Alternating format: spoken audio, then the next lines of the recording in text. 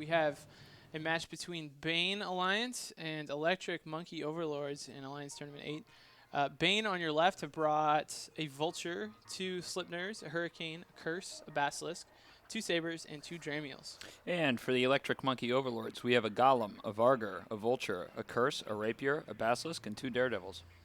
So, kind of a crazy setup there from Emo. We have the second Vargur fielded today, and as we learned from the helpful EVE community, the Vargur is a really fantastic ship at range. Gets a tracking bonus and a fall-off bonus. So, definitely supplies a lot of DPS at distance.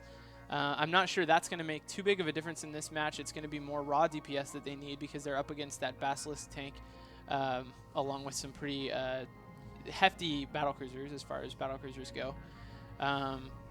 But definitely a couple of interesting setups, a lot of different ship types, which is not always the case. So we do have the match underway. Most of the ships fairly close. It looks like most of the Emo team came in pretty close to the beacon, so they won't have too far to go to get at least to the Bane tackler ships, the Slipners and Hurricane, which were pretty close there to the beacon as well. But they're trying to, it looks like, bring down, I guess, a Saber first. They are trying to bring down a Saber, but they don't appear to be accomplishing that task.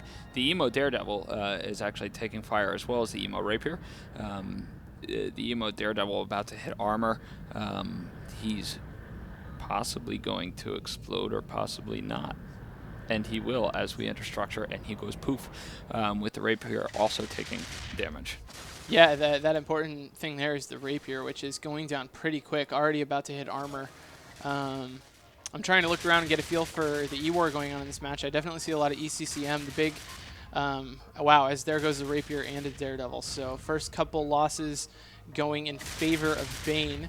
I definitely see some cap transfer going on between this Basilisk and the Golem. So that's kind of a theme we're seeing with the Marauders, because they have those extra highs left over. It's easy to run kind of cap transfer to make the tank stronger. Wow, Emo Curse dropping fast. Yeah, and as you can see, there's not a whole lot being done to the Bane team. The Emo Daredevil now popping, and I think I'm just going to go out on a limb and say this is going to be a Bane victory. Yeah, I'm still trying to look. I don't necessarily see this Curse running any tracking disruption on the Vargur, but I don't know. There's no jamming either. Just a cap war. I guess possibly the Basilisk is hurting for cap. He is running a cap transfer. So, well, that might not be enough, though, with the Curse. And I definitely see the Frigs nosing him as well. And there he goes. Dang, a lot of damage coming out of this Bane team for having no real obvious source. I mean, the Slipners do tons of damage, as we saw in the last match and other matches in the tournament, but they're really killing ships very quickly here. Yeah, we have, this match has everything. It has spaceships, it has explosions, but only explosions if you're on the Electric Monkey Overlords. The Vargur now hitting 25% structure, 50, and that's going to blow up very fast. And then we get to flip a coin and guess which of the other 2 targets Bane is going to switch to, as they have taken pretty much no damage the entire fight. So, I mean, this setup that Emo fielded sort of was supposed to run like the Agony setup, I guess.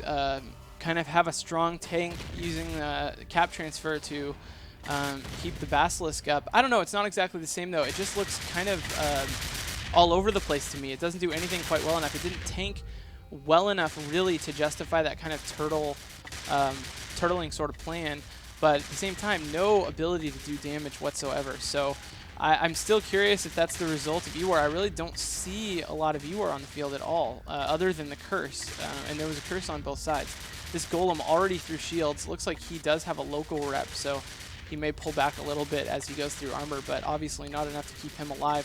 Vulture running cap transfer there as well, so they were planning on having adequate local tanks on each of these ships, but with the Curse there, I guess that just didn't work out at all. That setup, you could say, worked a lot like the Agony setup if the Agony setup worked not one bit at all, and you lost your entire team and didn't do anything to the other opposing team. Yeah. I mean, I think the intention was that it would work like the Agony setup, or at least I hope. I don't know. It's hard to say. But anyway, Golem down, Vulture going down really fast. Man, it just looks like Bane is doing such a crazy amount of damage. They do have all their ships. I mean, that's a big part of it, that Emo wasn't even able to take out any Frigs. nothing whatsoever. So wow, just a couple minutes to finish that match. Awesome job to Bane. They'll be moving forward comfortably after that. So good job to them. We'll go back to the studio.